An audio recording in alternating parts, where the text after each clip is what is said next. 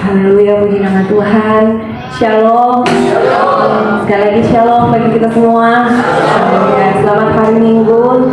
Selamat kita berkumpul, bersekutu, memuji dan bersama nama Tuhan. Dan saat ini di minggu kedua di tahun 2000, maksudnya di bulan kedua, di minggu kedua tahun 2025 ini, kita bersyukur kalau bisa ada sebagaimana kita ada. Itu semua karena berkat dan kasih setia Tuhan dalam setiap kehidupan kita. Oleh karena itu, mari jemaat Tuhan yang ada di tempat ini, kita mau datang kepada Tuhan, kita mau bersyukur kepada Tuhan, kita mau naikkan sembah kita bagi Tuhan, sebab Dia Allah yang sungguh baik dalam setiap kehidupan kita. Haleluya, haleluya. Mari kita mau tundukkan hati kita masuk dalam penyembahan, kita mau undang Dia Allah yang sungguh-sungguh ada di tengah-tengah kita pada pagi hari ini, yang akan mengubahkan kita, akan menjamah setiap kehidupan kita. Terima kasih Tuhan Yesus, terima kasih Bapa. Sungguh Engkau Allah yang baik dalam kehidupan kami Tuhan Yesus. Tidak bisa kami balas Tuhan setiap kebaikan yang Kau berikan dalam kehidupan kami Tuhan. Untuk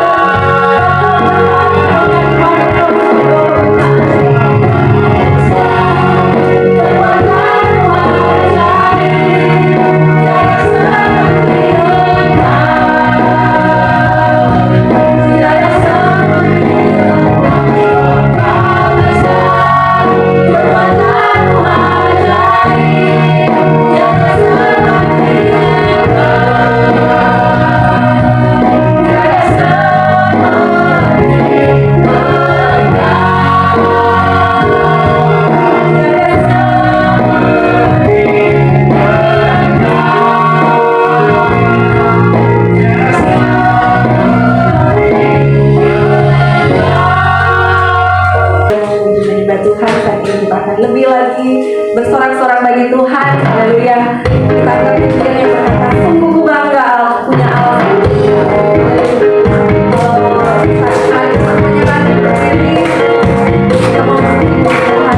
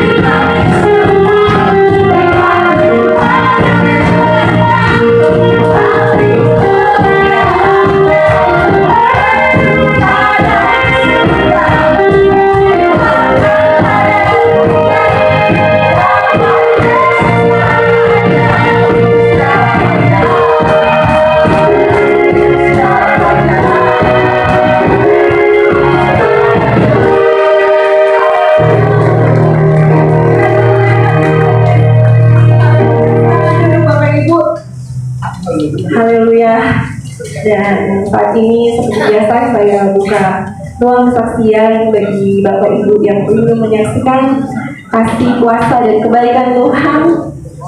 Saat ini waktu dan juga saya berikan ya kembali.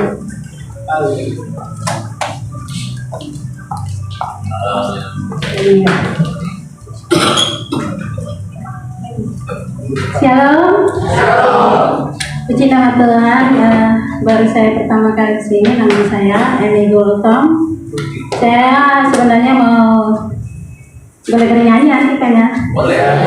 Cuma menyaksikan kasih Tuhan pas anak saya sebelum TK. Saya itu pernah ketabrak truk tanah. Ketiban kaki saya sudah patah tulang. Jadinya pertolongan singkat cerita sudah nggak ada harapan lah, karena memang sudah oksigen di mulut saya, di hidung saya sudah kayak terangkat lah. Kalau oksigen itu berarti nafas ya. Ya itulah pertolongan Tuhan, ada sehari kali itu. Jadinya sampai hari ini saya dikirain orang cacat, tapi inilah saya. Kemurahan Tuhan, pertolongan Tuhan luar biasa. Ya singkat kata saya mau menjelaskan sih. Kalau bisa I'm only human. Terima kasih Tuhan.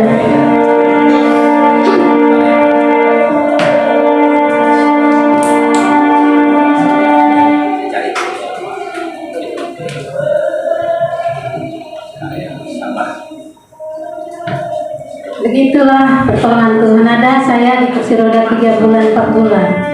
Di Gatot Subroto sebelum Menteri Pak Terawan, dialah yang menginfeksi saya dari sini masuk peper halus sampai ke perut. Dia rongseng, bahwa kaki saya itu sudah seperti mangga yang sudah busuk, itu cairan banyak sampai segini kaki saya nggak bisa jalan. Tapi dicek sama Pak Terawan, dia luar biasa, soalnya bagus. Dia mengajak saya nyanyi Batak, nyanyi rohani, Pak Terawan sebelum menteri. Cuma cek aja 7,5 juta, tapi saya tidak punya duit. Pak, saya mau pulang aja. Kenapa? Gak punya duit, gak punya asuransi, gak punya apa-apa. Saya bilang tidak apa-apa. Ibu punya duit berapa? 3 juta saja. Ya sudah, masuk saja. Puji luar biasa Tuhan.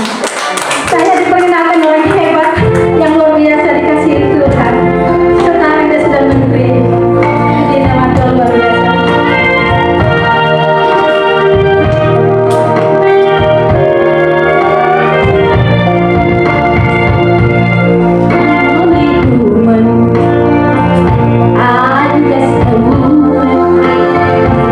Help me believe what I could be and know that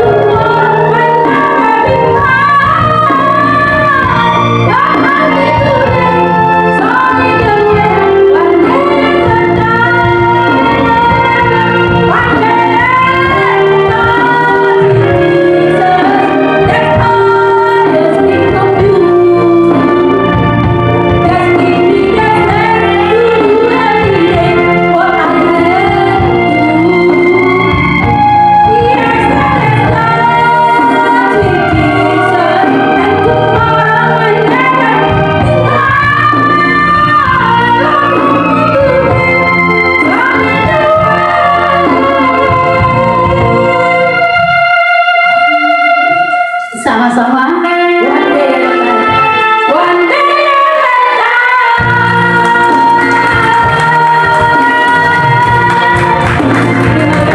at a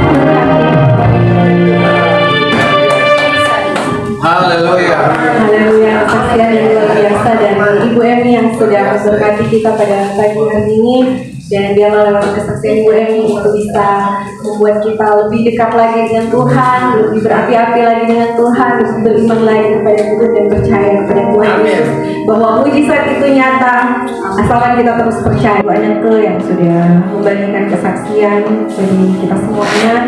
Dan biarlah Ibu Aneke tetap terus dipakai Tuhan dengan dahsyat sebagai pendoa dimanapun pergi dan berada, jadi berkat dan tetap terus setia di dalam mengiring Tuhan. Haleluya, kita akan berikan korban persembahan yang pertama. Tetap setia di mulut Tuhan. Bersyukur Tuhan bagi Tuhan Engkau sungguh baik dan luar biasa dalam hidup kami. Terima kasih Tuhan bagi kami Tuhan berkesempatan kami berada di tempat ibadah ini Tuhan. Kau sungguh baik dan luar biasa Tuhan Yesus. Tuhan sebentar kami Tuhan memberikan persembahan pertama Tuhan. Kiranya Tuhan mata hatimu Tuhan persembahan kami ini Tuhan menjadi duka yang harum di hadapan Tuhan Yesus. Berkati tangan yang memberi Tuhan Yesus. Berkati pekerjaan kami Tuhan Yesus. Berkati keluarga kami Tuhan Yesus. Terima kasih Tuhan Yesus, di dalam nama Yesus kami siap memberi. Haleluya. Amin. Kita akan berikan persembahan dan minta kesediaan petugas kolektor untuk menjalankan persembahan. Selamat memberi, Tuhan Yesus memberkati.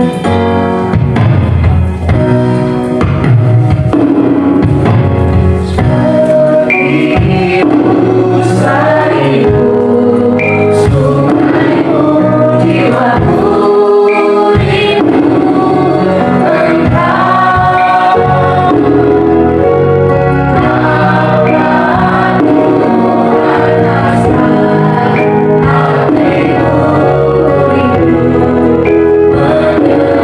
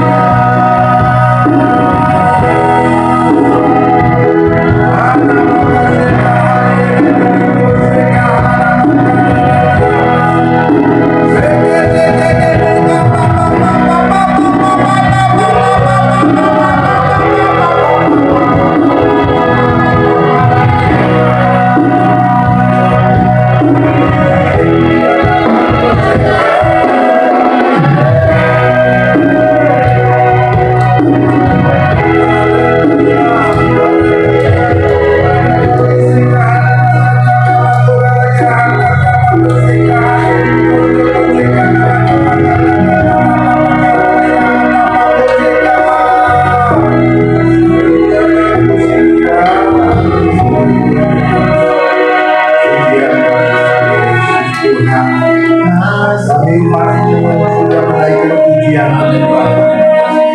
Kami tahu ini menjadi rupa yang harum di hadapan-Mu, karena kami menyembah Engkau dalam roh dan kebenaran.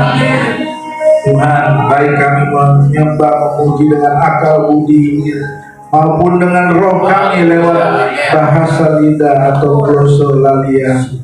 Terima kasih Tuhan, karena Engkau yang mengadakannya bagi kami.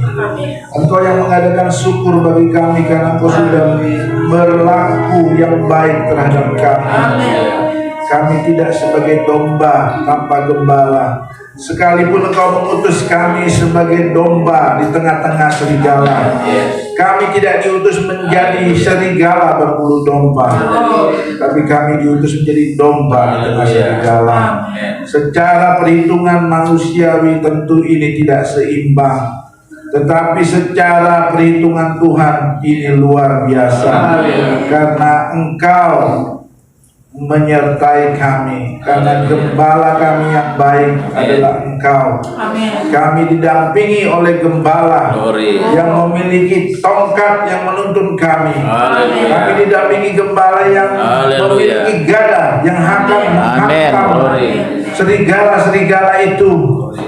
Terima kasih Tuhan buat kasih-Mu bagi kami. Kami tidak sendirian, sekalipun kami mungkin pada satu saat kami sendiri, tidak ada orang lain yang menemani kami. Terima kasih Tuhan, kami akan mendengarkan firman-Mu. Ini sudah masuk bulan kedua di awal tahun. Janganlah ragi-ragi yang tidak baik menguasai kami. Ragi-ragi itu tidak boleh menempel pada hidup kami. Karena kalau kami biarkan menempel, dia akan berkembang. Kami tolak segala ragi-ragi yang jahat yang bukan berasal dari Tuhan keluar dari kehidupan kami.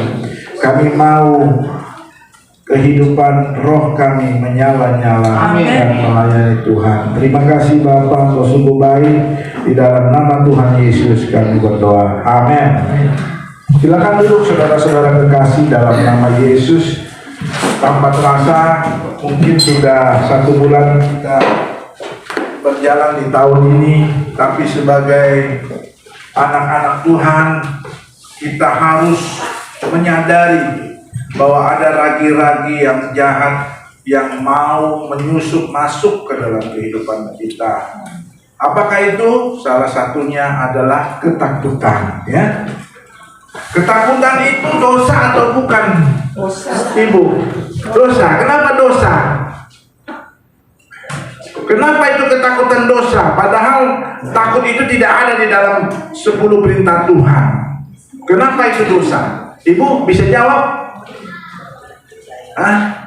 Bisa jawab kenapa? Takut tidak ada di dalam 10 perintah Tuhan misalnya. Kenapa dosa? Takut itu. Karena dari perasaan kita sendiri yang merasa takut. Ya, dimulai dari hati, ya. Kalau cinta mulai dari mata timbul ke hati, tapi kalau takut dimulai dari hati. Kenapa? Kenapa dia dikatakan dosa? Percaya Tuhan dan meragukan. Apa? Satu bisa meragukan Tuhan lewat ketakutan, itu sebenarnya satu bentuk keraguan. Ya, ada lagi. Kenapa itu? Takut itu dosa, padahal tidak ada dalam 10 perintah Tuhan. Ayo ibu kekasih, tidak percaya akan kuasa Tuhan. ya hampir tidak percaya. Ya, itu sudah mendekati. Lebih dekat lagi, Kurang mengandalkan Tuhan. iya, dalam hal percaya. Tidak percaya karena Tuhan sudah menyertai kita. Nanti kita baca pembedaannya, ya. Tuhan tidak memberikan roh ketakutan. Yes. Jadi ya, kalau ada roh ketakutan itu berasal dari si jahat. Ya. Kedua, kan sering dikatakan, kalau kamu mau selamat, ya, kalau secara umum nih ya, kamu harus melakukan perintah-perintahnya, ya, kan ada juga di Alkitab, dan menjauhi larangan-larangannya. Kenapa kalau menjauhi larangan-larangannya takut itu dosa? Sebab larangan Tuhan suruh apa? Janganlah takut. Iya enggak? Ada enggak itu janganlah takut? Baca Yesaya 41 ayat 10. Silakan.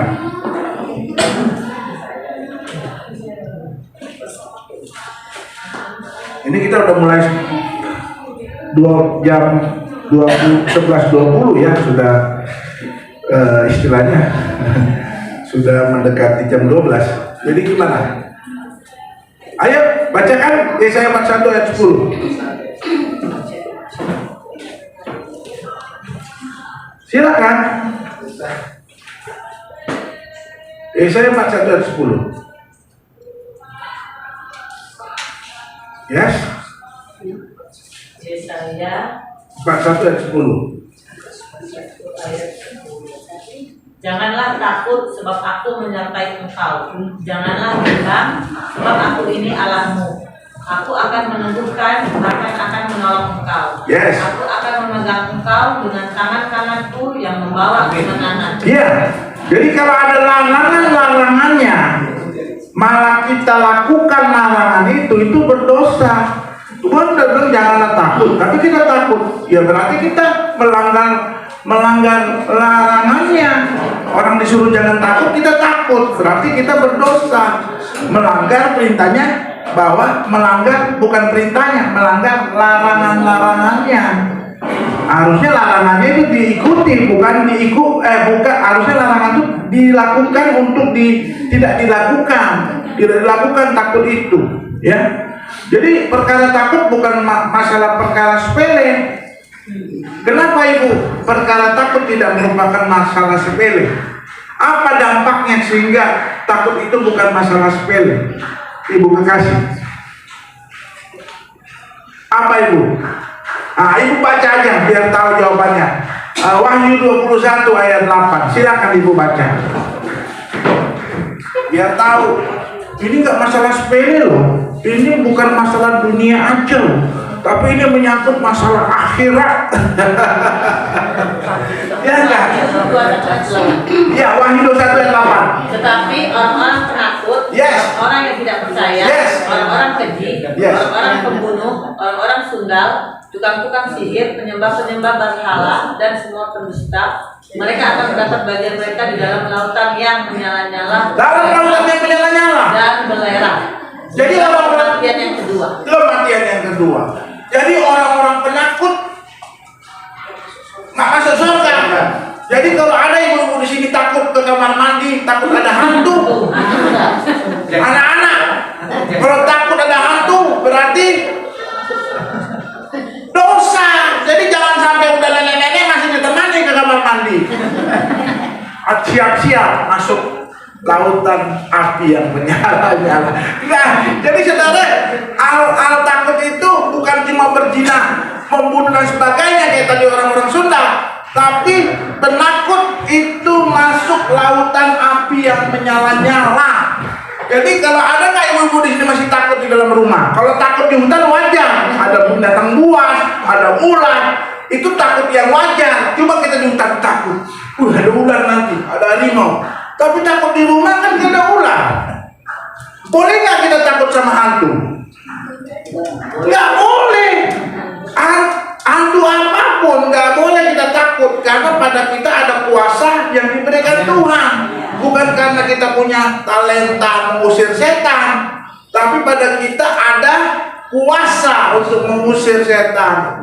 Ya, amin. Amin. Amin. Jadi kalau hantu kamu takutin. Kalau saya di hotel tiba-tiba ada yang nggak wajar dengar-dengar, langsung saya ikat, katakan tak keluar. Sebab ada paham kalau di hotel kan bukan punya kamu. Kenapa kamu usir setan yang ada di situ? Ya, kalau saya ke Israel, di mana kakiku berada, di situ aku berjuang dalam nama Tuhan. Aku pejuang-pejuang Tuhan. Makanya kamu adalah bangsa yang terpilih, ya imamat yang raja, imamat yang kudus. Kedua juga menyangkut bahwa kita ini adalah pahlawan-pahlawan Tuhan, dalam arti kita berperang. Siapa yang memenangkan peperangan itu pahlawan. Jadi kalau ada hantu dimanapun nggak peduli. Saya bukan mengambil hak milik orang yang memiliki tempat ini, tapi saya mengusir kuasa jahat. Karena Bagi manusia saya harus kasih, tapi bagi setan iblis saya harus lawan, obrak-abrik itu dia. Ya, amin. Nah itu kita nggak boleh takut, ya. Kalau takut hantu nggak ada di sini umat Tuhan, takut di dalam rumahnya sendiri, ya. Kalau di hutan wajar. Sama kayak gini. Kalau saya takut sekali tuh ya, kalau mobil saya terlalu mepet ke depan di jalan tol. Itu kalau dikatakan takut, itu adalah wajar, itu tidak dilarang. Karena apa? Rambu lalu lintas sendiri mengatur jangan dengan jarak tertentu, supaya ketika kita merem mendadak masih ada kesempatan untuk tidak mencederai. Itu bukan ketakutan yang dilarang Tuhan, itu namanya berjaga-jaga, itu namanya engkau tidak mencobai Tuhan. Ketika saya di Labuan Bajo, saya nggak berani berdiri. Karena apa? Itu takut tergelincir. Saya hanya duduk berfoto di atas di atas batu, lalu nampak 3 pantai. Yang pantai warna putih, pink, dan hitam. Itu wajar. Jangan ada orang sudah tahu air sudah datang, masih dia posting gini. Akhirnya dia nggak sempat, udah makin dekat juga dia masih cuek aja. Itu bukan berani, itu namanya konyol. Ya, kalau bahasa kasarnya goblok pangkat 3. Ya, itu namanya mencobai Tuhan. Ya itu nggak boleh. Kalau itu ya wajar.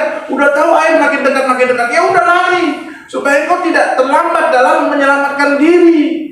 Ya, itu takut yang wajar. Sebenarnya kalaupun itu dikatakan takut, tapi kalau saya mau katakan itu sebenarnya bukan takut. Itu adalah apa? Kita mengetahui ada bahaya, kita menghindar. Di Alkitab banyak menghindar. Menghindar itu bukan dosa, bukan sesuatu yang salah. Seperti Yesus mau dibunuh, dia menghindar ke Mesir, dibawa Maria dan Yusuf. Ya, Yusuf dikejar-kejar Saul, dia menghindar, melarikan diri dari kejaran Saul. Itu bukan dosa, itu bukan ketakutan, tetapi itu suatu hal di mana kita ada bahaya, kita perlu hindari. Itu wajar dan itu masuk akal. Nah sekarang saya bertanya lagi sama ibu yang baju merah yang aktif membaca. Udah dapat 2 poin dari Tuhan, dia upah membaca Alkitab. Ya, sebab Tuhan tidak pernah kasih gratisan. Orang yang melakukan sesuatu untuk Tuhan, jeripayanya tidak sia-sia. Ibu tadi dibilang apa yang pertama yang nggak masuk surga atau masuk lautan yang menyala-nyala merupakan kematian kedua. Jadi apa namanya? Orang siapa? Orang-orang penakut. Dan yang kedua orang-orang apa? Orang-orang tidak percaya. Coba ibu bisa bedakan nggak antara orang-orang penakut dengan orang-orang tidak percaya? Coba jelaskan supaya ada nggak bedanya. Apakah orang penakut itu orang percaya atau tidak percaya?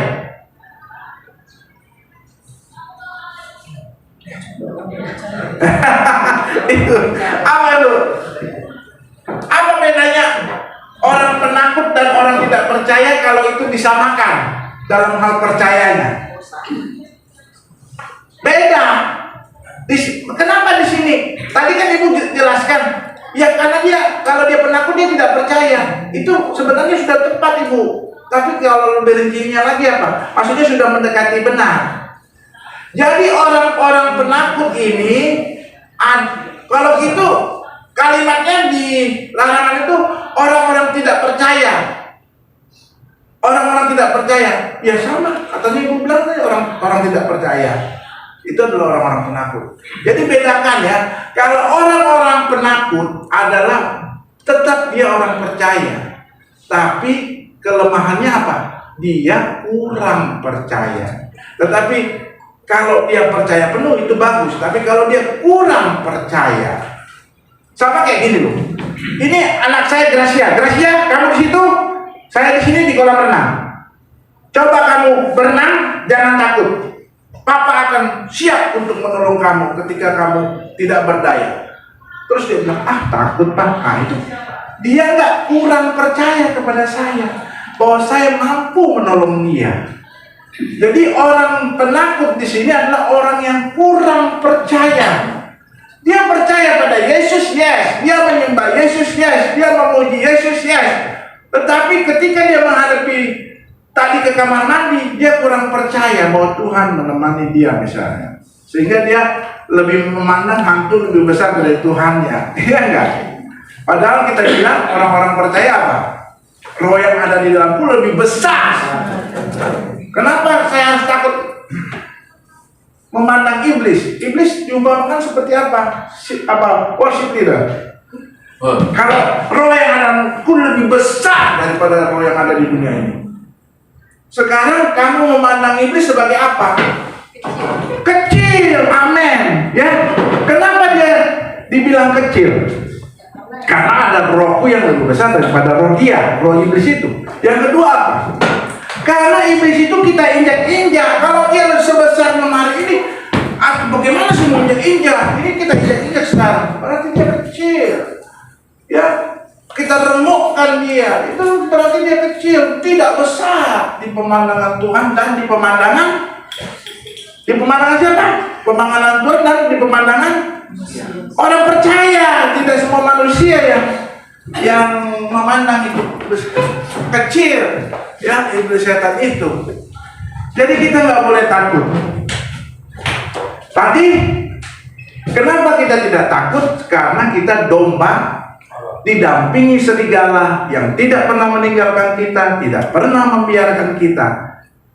Tapi gembala itu tinggal diam doang, mandangin kita doang kalau kita mau mendapat celaka. Tidak, kenapa? Mazmur berkata, aku tidak takut sekalipun aku masuk ke dalam lembah bayang-bayang maut atau lembah kekelaman. Kenapa? Dia ingat Tuhan ada bersama dia sebagai gembala yang baik yang tidak pernah meninggalkan domba-dombanya. Lalu dia akan, sebab gadamu menghantam musuh-musuhku, walaupun tidak dijelaskan, tongkatmu menuntun aku. Amin. Amin. Jadi kita harus percaya bahwa Allah tidak pernah tinggal diam untuk menolong. Makanya di dalam Yesaya 41 tadi, aku akan menolong kamu. Jadi Allah kita, Yesus Kristus, tidak akan tinggal diam terhadap masalah kita. Yang penting tetap harus apa, Bu? Ibu bilang harus apa? Berdoa, berseru. Saya sih setuju katanya berdoa dengan logika. Itu bagus. Untuk suatu kelompok besar itu bagus dalam arti bisa saling mengaminkan. Misalnya kita doakan Ibu Bekasi kita, amin. Kalau dulu amin. Tetapi bahasa roh dalam bentuk doa jangan diabaikan. Kenapa? Karena Paulus sendiri walaupun dalam pertemuannya ibadat dia lebih banyak berkata-kata dengan bahasa logika, tetapi dia bilang aku lebih banyak berbahasa roh daripada kamu sekalian dalam doa, penyembahan dan sebagainya. Jadi jangan kita meninggalkan sesuatu yang Tuhan kasih. Itu salah besar. Ya, sesuatu boleh kamu lakukan, berdoa dengan logika itu wajar, dengan kebenaran, tetapi jangan lupa kamu berdoa juga dalam roh. Berdoa dalam roh tidak mungkin dilakukan. Bagaimana berdoa dalam roh kalau saya tidak bisa berbahasa roh? Ya nggak mungkin. Berdoa dalam roh bukan menghayal atau berdiam. Oh no. Berdoa dalam roh harus berbahasa roh, berbahasa lidah. Itu udah jelas kan di Yudas dikatakan bahwa berdoa di dalam roh. Itu jelas. Jadi bedakan berdoa di dalam roh dengan berdoa di dalam logika, tanpa mengecilkan arti berdoa dalam bahasa logika. Tapi jangan kita lama-lama kayaknya nggak perlu nih bahasa roh, doa bahasa roh nggak perlu lagi ini menyembah dalam roh. Oh jangan, apalagi kita mau jaim di hadapan Tuhan. Bahasa roh itu bukan milik saya, itu milik yang Tuhan kasih di lidah saya. Itu ada besar perannya, ya. Jadi seperti Tuhan bilang, sesuatu boleh kamu lakukan, tetapi yang lain jangan diabaikan. Karena kita tidak mau menyimpang ke kiri dan ke kanan. Amin. Amin. Jadi ibu-ibu sekarang tidak boleh ada lagi takut apa? Takut di tahun ini, ya. Jangan takut. Kalau dia berusaha mengintimidasi ibu, ingat ya, dunia roh itu bisa mengintimidasi ibu. Dalam bentuk apa aja intimidasi itu? Dalam bentuk apa ibu kekasih yang di belakang? Jadi tanpa kita sadari sebenarnya kita sudah diintimidasi, sudah didakwa oleh si pendakwa itu. Siapa bapak pendakwa? Iblis. Tanpa kita sadari seperti sesuatu yang wajar-wajar saja, dia mulai menusuk. Ketika kita sakit, dia bilang apa bu sama ibu? Pendakwa itu bilang apa? Kamu akan mati kamu gak ada apa-apanya, bunuh diri saja. Itu kejadian itu bisa iblis masuk untuk menyusup, mengintimidasi. Sampai adik saya datang, bang, aku kan diintimidasi, aku disuruh bunuh diri bang, aku takut. Ini langsung saya sikat. Akhirnya, terima kasih ya bang, intimidasi itu udah sirna dari saya. Itu dong, anak-anak Tuhan jangan mau suruh Tuhan, tolonglah supaya yang intimidasi ini kau alaukan. Padahal Tuhan sudah kasih delegasi, sama seperti saya mendelegasikan tugas saya kepada bidan-bidan saya untuk persalinan normal, engkau kerjakan. Jangan suruh saya lagi nolong persalinan normal. Bukan saya memilih-milih pekerjaan, sebab saya ada 3 seksi sesaria yang akan saya kerjakan. Ya kamu kerja bagianmu, itu pendelegasian. Ya, ibu-ibu ingat pendelegasian. Banyak kali ibu-ibu tidak mendelegasikan tugas kepada anak-anak. Akibatnya apa? Ya akibatnya anak-anak kita menjadi anak-anak yang lemah. Ya enggak? Delegasikan tugas itu. Kita cukup salut kalau orang-orang boleh udah terpisah, udah suruh sesuatu tugas tanggung jawab. Kita pun juga harus demikian. Karena kita menghadapi untuk nyewa, untuk bayar pembantu juga banyak banget gitu ya, biaya dan sebagainya, dan membuat dia nanti makin cepat dewasa untuk perkembangannya di dalam masa-masa yang lebih tinggi umurnya. Ya, itu nggak boleh. Ibu harus delegasikan. Lakukan pendelegasian itu. Jangan menjadi ibu-ibu yang tidak pernah percaya sama anak-anaknya. Justru dengan pendelegasian itu kau memantau, oh anakku ternyata pendelegasiannya dijalankan dengan baik. Kalau dia kurang baik, nak jangan gitu nak, lain kali nggak boleh gitu ya, nggak boleh begitu, kamu harus mau begini-begini. Jadi itu kita pembenaran terhadap, artinya mengoreksi fungsi pendelegasian. Jangan menjadi ibu-ibu yang tidak mau mendelegasikan tugas tanggung jawab keluarga kepada anak-anak, ya kepada suami dan sebagainya. Akibatnya nanti itu engkau akan menjadi kelelahan. Seperti Musa diajarin oleh Jitro mertuanya, untuk apa? Itulah yang kita sebut multiplikasi rohani. Jadi yang satu mau memimpin 10, nanti yang 10 lagi memimpin. Itulah multiplikasi rohani. Jadi kita nggak capek, sehingga ada tugas-tugas ya yang bisa didelegasikan, dan kita sebagai pimpinan yang teratas dalam rumah tangga, ibu-ibu rumah tangga adalah pimpinan pengaturan ya. Pimpinan pengaturan rumah tangga itu bisa tidak kecapean. Sebab rajin kerja boleh nggak? Boleh. Tapi yang nggak boleh apa kerja? Bu, ibu kita kayaknya agak kurang semangat ini kayaknya. Ibu kita mungkin kelelahan, saya nggak tahu ya, atau mungkin persoalan. Tanggalkan beban itu, jangan kau pegang beban itu. Engkau tanggalkan, engkau tidak boleh seperti Tuhan. Cukup Tuhan aja yang menyelesaikannya. Amin. Ayo bu, apa bedanya bu? Rajin kerja boleh, titik-titik kerja nggak boleh, apa? Ada yang bisa bantu? Gila kerja. Gila kerja, dahsyat. Gila kerja nggak boleh, workaholic nggak boleh. Care boleh nggak? Care, perhatian sama anak boleh, tapi jangan over care, ya. Melindungi boleh nggak? Protektif, boleh melindungi anak, tapi jangan over protektif. Akhirnya si anak nggak dewasanya, nggak berani, mau naik gojek aja takut, mau naik taksi takut, karena overprotective, ya, terlalu dilindungi, terlalu. Kalau kata Roma Irama, terlalu, nah itu nggak boleh, nggak boleh kita terlalu, ya. Ya, itu terlalu ya. Seperti kalau kita bilang grace boleh, tapi over grace nggak boleh, ya. Terlalu karunia yang terlalu, itu yang nggak pada porsinya, itu juga nggak boleh. Semua ada batasannya, ya. Hyper grace, hyper. Kalau hyper itu berlebihan, seperti ibu-ibu kita. Kalau haid Anda, ya, kalau haid Anda lebih dari 5 kali ganti pembalut per hari, itu disebut hipermenorea, kelebihan. Kalau haid Anda kurang dari 2 kali ganti pembalut, hipomenorea.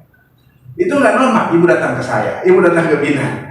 Nah, kalau haid saudara 2 hari sampai 7 hari normal. Tapi kalau lebih dari 7 hari Anda haid, itu nggak normal. Itu datang ke saya. Ya, jadi yang nggak boleh berlebihan dan kurang. Yang normal ada range, ada batas, ada jarak. Boleh 2, boleh 3, boleh 4, boleh 5, boleh 6, boleh 7. Ya. Ini saya sekaligus melakukan apa? Pendidikan haid. Karena ibu yang haid, bukan bapak-bapak ya. Jadi Kak tahu, oh ini normal ini. Haid saya normal, walaupun cuma 2 hari. Tapi kalau kata dokter Luhut, haid saya 1 hari, itu kekurangan. Nah, saya harus. Kalau udah mati haid 40 tahun ke atas atau kebanyakan 50 ya wajar. Itu sudah 1 tahun saya tidak haid, maka disebut saya mati haid, ya. Amin. Nah itu boleh nggak haid 2 kali sebulan? Boleh, asal tanggal 1 haid yang pertama itu misalnya tanggal 1, nanti haid berikutnya jangan kurang dari 21 hari. Boleh tanggal 22 haid lagi. Ya udah, ini 3 hari atau berapa hari. Terus jarak antara hari pertama dengan hari pertama ini tidak boleh kurang dari 21 hari. Jadi boleh 2 kali seminggu. Boleh nggak 1 kali lebih 2 bulan? Boleh. Karena paling lama 35 hari dia harus haid. Kalau nggak haid, lebih dari 35 hari saya tidak haid, itu baru menyalahi. Ya, kalau kita usia reproduktif berhubungan badan, tes kehamilan. Kalau udah 35 hari kita tidak haid, tes. Anda nggak ini karena kehamilan atau bukan? Ya, amin. Jadi itu saudara, sesuatu yang hiper dan hipo, menoragi dan brachymenoragy, ya, oligomenoragi artinya kurang dari 35 hari dia haidnya lebih dari 35 hari, atau polimenoragi 21 hari dia sudah haid. Itu kelainan, itu penyakit, ya. Kita harus tahu menempatkan mana batas wajar saya sebagai orang tua, mana batas wajar saya sebagai bapak, sebagai ibu, ya, supaya anak-anak kita menjadi anak-anak yang tumbuh kembangnya normal. Kalau enggak, tumbuh kembangnya nggak bisa normal, dan itu membebani kita, itu menjadi masalah, ya, menjadi masalah. Saya ajarin anak saya Gracia hidup itu tidak gampang. Kamu harus menghadapi banyak masalah, tapi kamu jangan mewek, jangan baperan, jangan apalagi itu, mewek, baperan, putus asa, nggak boleh. Kamu hadapi. Bapak banyak menghadapi hambatan-hambatan sampai seperti ini, tapi Bapak nggak mau itu menjadi sesuatu yang gagal karena saya cepat putus asa. Amin. Ya, jadi takut tidak ada dalam kamus kita. Timbul takut boleh nggak? Boleh, tapi jangan dikuasai takut. Misalnya gini, saya takut nih, uang saya cuma sedikit, saya takut nanti nggak cukup ini. Itu wajar. Tapi jangan menguasai kita. Sama kayak ibu tadi penyakit. Siapa ibu yang penyakit tadi? Kakinya muka usang. Itu kalau ada penyakit jangan takut, sebab kita ingat Yesus kan penyembuh.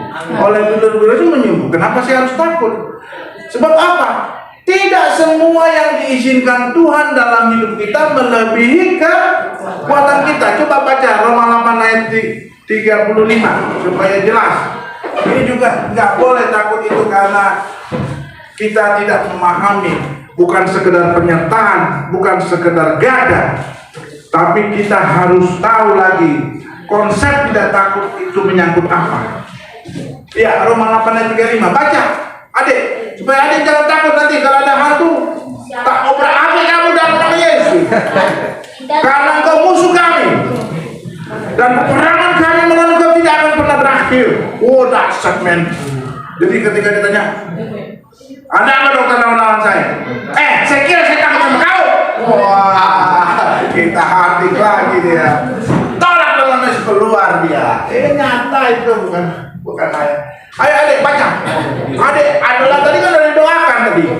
Kamu naik bukan turun. Tadi doa. Siapakah yang akan memisahkan kita dari kasih Kristus? Amin. Penindasan atau kesesakan atau penganiayaan atau kelaparan atau ketelanjangan atau bahaya atau pedang? Yes, tidak ada yang dapat memisahkan. Ini apa sih maksudnya tidak dapat memisahkan? Kalaupun itu diizinkan Tuhan masalah-masalah tadi, masalah-masalah hidupmu, masalah-masalah penyakitmu, kamu harus yakin bahwa dengan masalah itu tidak akan memisahkan kamu dengan Tuhan. Tuhan akan tetap bersama-sama dengan kamu meskipun mata jasmaniamu tidak melihatnya. Itu harus kamu yakini. Tidak ada yang memisahkan. Contoh memisahkan gimana? Saya udah ulangi lagi. Tuanku Iman Bonjol adalah pahlawan dari daerah mana, Dek? Ada ini yang diuji. Tuanku Iman Bonjol adalah pahlawan dari daerah Jawa Tengah atau Jawa Timur. Dari mana? Dari sepeda ya, dapat sepeda. Dapat sepeda. Dari Sumatera Barat, ya, bukan dari Jawa Barat. Dia berasal Tuanku Iman Bonjol ini dari daerah Bonjol namanya, ya. Kalau mau tahu daerah Bonjol ini di mana? Itu di Pagaruyung. Siapa yang pernah ke Sumatera Barat? Anda akan berfoto di rumah gadang di daerah Pagaruyung. Nah, itu tempatnya si Tuanku Iman Bonjol ini. Nah, kalau orang Manado di sini mana? Mana orang Manado? Siapa pahlawan yang diasingkan di Manado? Masih ada kuburannya? Imam Bonjol. Tuanku Iman Bonjol. Saya juga sudah ke sana. Pernah ke sana.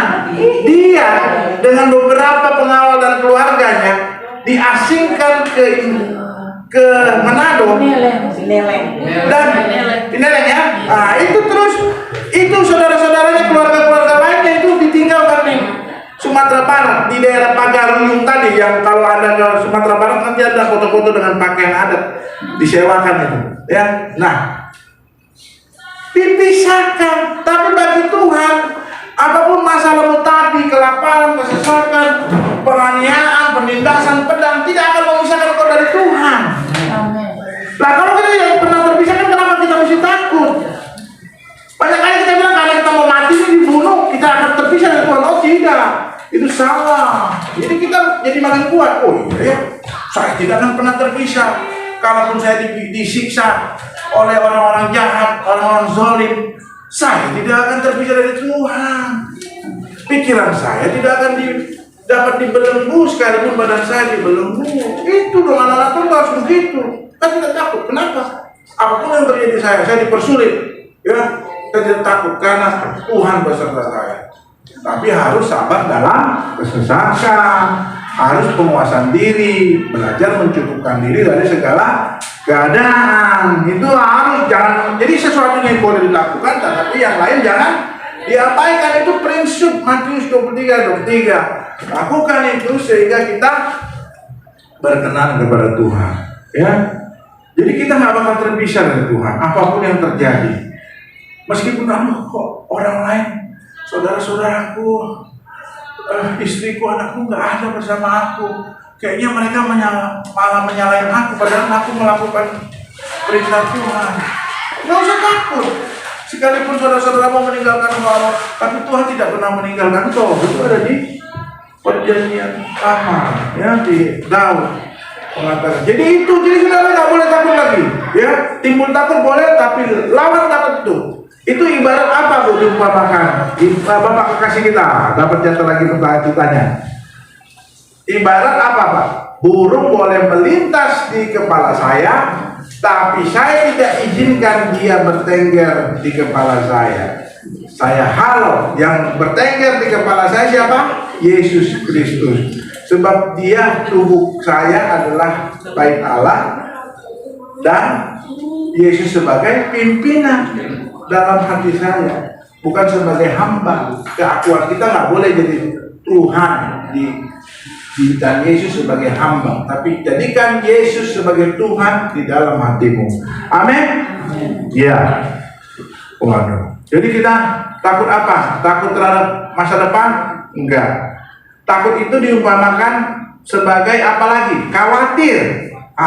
Bapak kekasih yang pakai baju batik yang seragam tuh dengan ibunya luar biasa. Coba baca Filipi 4 ayat 6. Di samping takut itu penyakit apa yang kita tidak boleh? Karena itu dekat-dekatan, ya, bersebelahan. Takut itu juga bisa merupakan suatu apa? Tidak kurang percaya, oke. Takut itu juga merupakan apa sebenarnya dasarnya kita takut? Takut nih. Nanti tahun 2024 saya di PHK.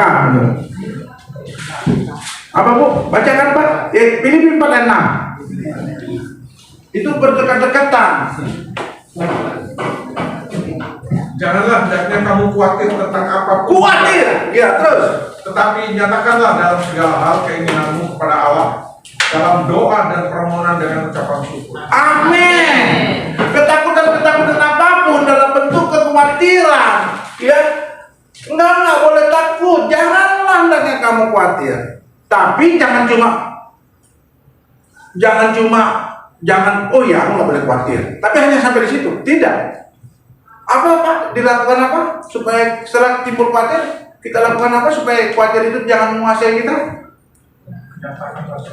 Iya, berdoa. Kamu khawatir apa? Anakmu nggak dapat pendidikan tinggi. Kamu berdoa. Baru kamu berlaku apa lagi?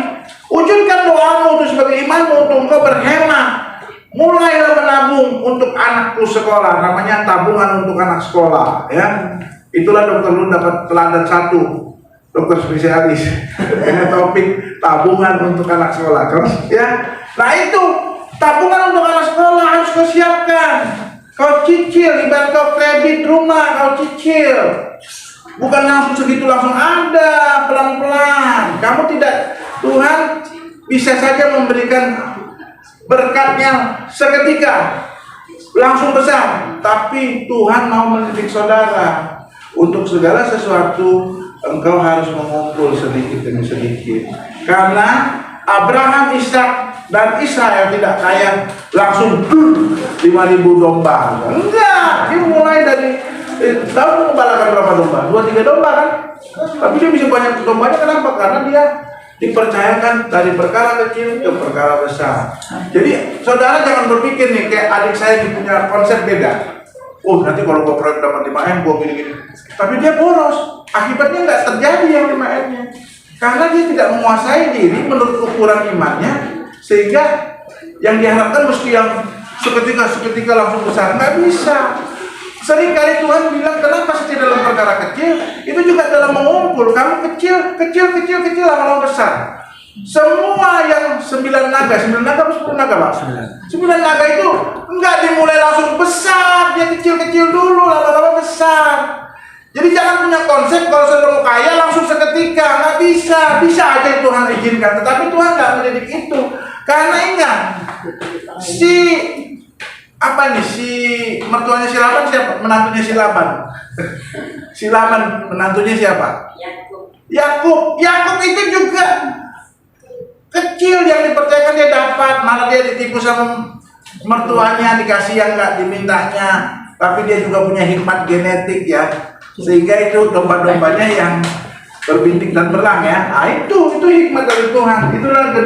Itulah pendidikan teknologi genetik sebenarnya, bagaimana menjadikan itu menjadi miliknya. Nah saudara tahu, jadi jangan saudara berpikir wah harus langsung kaya, nggak bisa. Step by step, ikuti jalan Tuhan, ikuti aluran Tuhan, menabung sedikit demi sedikit, bukan langsung besar. Amin. Jangan punya konsep, gue mau dapat proyek satu nanti setelah itu gue kaya. Oh jangan. Bisa aja Tuhan memberi, Tuhan tidak ada yang mustahil. Tapi ingat, Tuhan mendidik kita. Karena Tuhan membuat iman kita menjadi sebiji sesawi. Itu tidak langsung sebiji sesawi, ada tahapan-tahapannya, ada kelas-kelasnya saudara. Ya, ada kelas-kelas, naik tingkat, makanya naik, bukan langsung naik segini, tapi bertahap, naik, ya, bukan turun. Ya, itu harus saudara ingat, Tuhan nggak langsung gini. Nanti akhirnya jadi OKB, orang kaya baru. Akibatnya apa? Kalah, ya, nggak ada pengendalian diri. Di pembentukan karakter itu seiring dengan pembentukan berkat. Itu yang bagus. Kalau nggak nanti kekayaanmu habis seketika. Amin. Dahsyat. Ya. Yang ketiga dekat-dekat dengan takut adalah khawatir. Baca di Yakobus, coba Pak, Yakobus pasal pertama. Di mana itu tentang khawatir? Bukan khawatir, ragu-ragu. Sorry, tadi kan khawatir sudah. Janganlah hendaknya khawatir, sekarang adalah ragu-ragu, bimbang. Yakobus 1 ayat tentang janganlah bimbang atau ragu-ragu. Bimbang itu sama dengan ragu-ragu.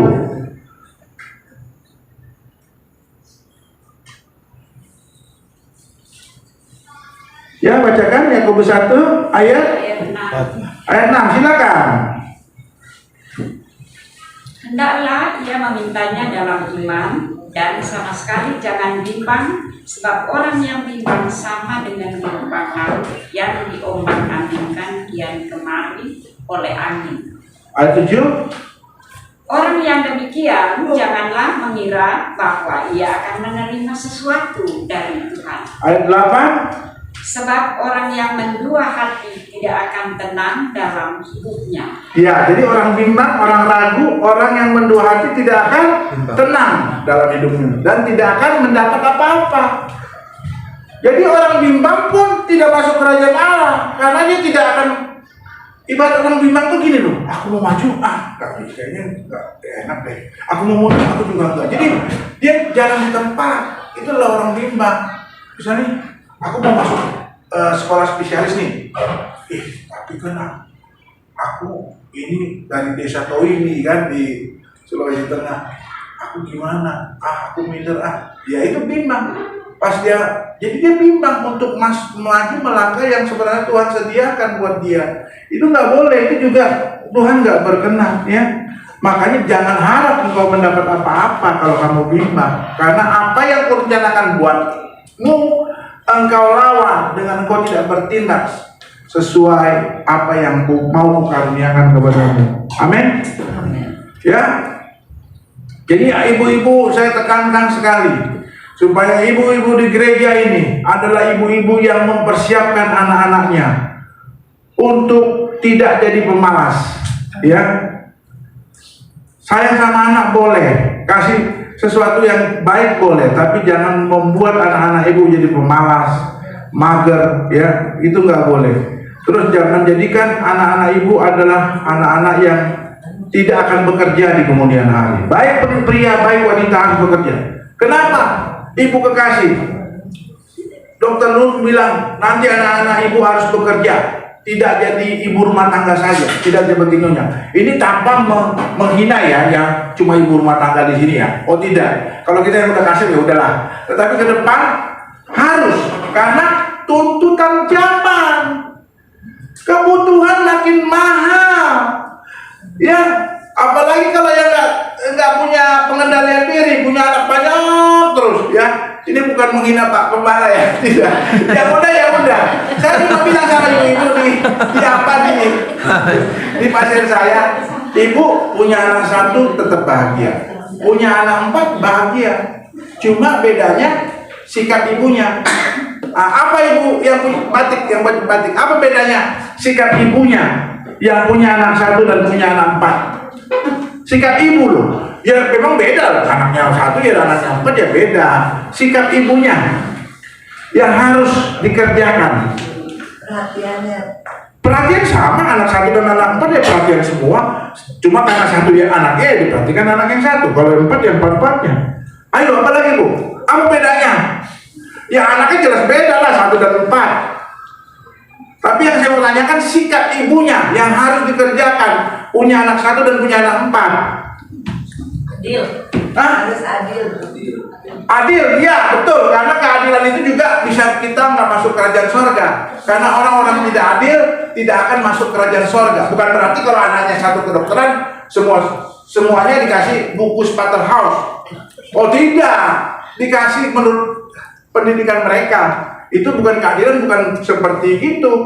Harus dikasih buku Spatterhouse, sementara yang anak lain bukan kedokteran nih kan. Spatterhouse itu buku tentang anatomi tubuh. Apa bu bedanya? Sikap menghematnya. Ibu satu keluarga punya gaji 500 5 juta. Ibu punya anak 4, sementara yang satu punya anak 1, gajinya 5 juta. Bedanya apa? Ibu lebih menghemat. Kenapa? Kalau enggak apa Bu? Enggak cukup. Aduh, enggak cukup. Ya gimana? Gajinya sama tapi anaknya beda.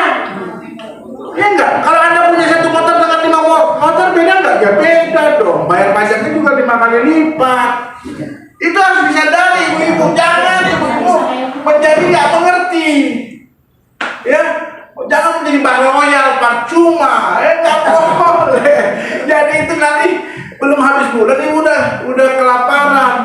Nah, saya banyak menemukan bapak-bapak yang tidak bekerja, ya, yang pamalas, dia lupa kontraknya harus bekerja. Itu ibunya jadi berbuat jahat. Kenapa ibu? Kenapa? Ibu baju merah. Kenapa? Kenapa ada bapak-bapak yang tidak bekerja, tidak menghasilkan, ibunya jadi berbuat jahat?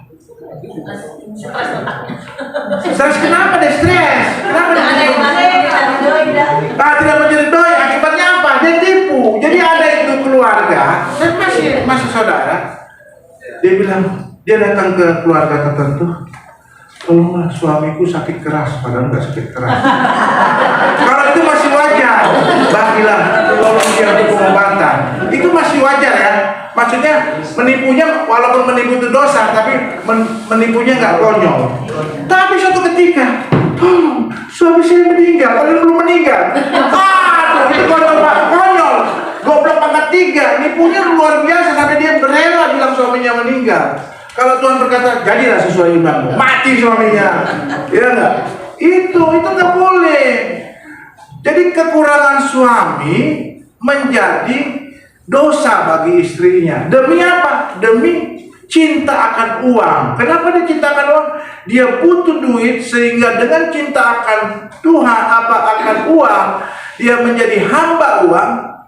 Dia berusaha mencukupkannya dengan cara yang tidak baik. Cinta akan uang tidak boleh, hamba uang tidak boleh, kerja cari uang boleh. Amin. Amin. Itu nggak boleh ya. Jangan uang kita sepelekan. Kenapa uang tidak boleh disepelekan? Apa? Kenapa ibu? Ibu yang di belakang yang punya anak suka gendong. Apa bu? Kenapa tidak boleh kita sepelekan uang? Karena uang adalah kebutuhan, ya. Segala sesuatu harus dengan uang. Uang bukan segala-galanya, tetapi segala-galanya butuh uang. Uang tidak dibawa mati, tapi kalau tidak ada uang serasa mati. Ya, serasa mati. Harusnya saya bisa beli teh botol, saya nggak ada uang, saya nggak bisa minum teh botol. Itu kan kayak mati saya, aku mati saya. Ya, jadi adakan porsi uang itu tepat pada bingkai-bingkai firman Tuhan, ya. Sebab banyak kali kita jadi salah, menyimpang ke kanan seolah-olah rohani, padahal kita sudah salah jalan, ya. Kenapa? Jadikan uang itu pada tempatnya. Sebab banyak kali kan orang bilang, ih orang benar nggak boleh kaya. Lihat itu Paulus, dia contohkan Paulus seolah itu merupakan sesuatu role model kita, dia kan pelayan rasul. Ya memang dia nggak ada pikirkan lagi harta karena dia murni Tuhan, tapi Tuhan cukupkan, ya. Kenapa? Kenapa ibu?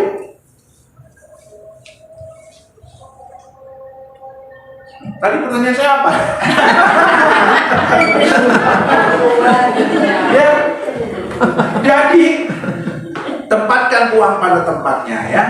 Jangan kita. Kenapa saya bilang? Oh, jadi baru saya ingat. Di Alkitab Perjanjian Lama, di dalam rumah orang benar ada harta.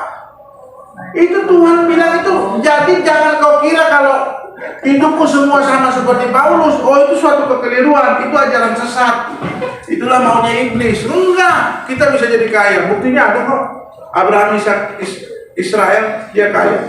Jadi di dalam rumah orang benar ada harta. Dan tidak ada orang benar yang anak cucunya meminta-minta. Kenapa? Karena orang benar ini jangan sibuk ngurusin orang lain. Kayak saya sibuk ngurusin warga di sini. Tapi saya harus juga didik keluarga saya supaya transfer of spirit, transfer of knowledge itu juga berlaku bagi anak-anak saya. Ya, itu harus, sehingga nanti mereka itu tidak jadi peminta-minta. Jadi kalau di sini anak ibu jadi peminta-minta, yang salah bukan Tuhan, yang salah Anda sendiri, karena Anda tidak mendidik anak cucu saudara untuk takut akan Tuhan juga. Takut akan Tuhan, melakukan perintahnya, menjauhi larangannya. Tidak ada kata malas kepada orang percaya, ya. Tidak ada kata putus asa. Tidak ada orang-orang percaya minder, nggak ada. Rendah diri nggak ada, rendah hati boleh. Rendah diri nggak ada, ya. Demikian, ini takut, khawatir, bimbang atau mentua hati atau kurang ragu-ragu, itu nggak boleh. Ya, amin saudara. Amin. Kiranya ini bisa memberkati saudara. Jadikan ini jadi saudara jadi pelaku firman Tuhan. Karena yang terpenting bukan hanya mendengar, tapi menjadi pelaku firman Tuhan. Yang terpenting jangan hanya saat ini saudara dinyatakan salah, tapi memperbaiki kelakuan, melakukan kebenaran, ya. Karena firman Tuhan itu ada 4 poin: mengajar, menyatakan kesalahan, memperbaiki kelakuan, dan mendidik orang salah. Saudara jangan cuma mengajar atau menyatakan kesalahan. Saudara harus masuk level ketiga, memperbaiki kelakuan dan melakukan kebenaran. Amin. Amin. Mari kita bangkit berdiri. Untuk kita tidak boleh takut apapun. Lagu tak usah ku takut. Ini kita nggak boleh takut, tapi kita mau melakukan apa yang difirmankan Tuhan pada hari ini.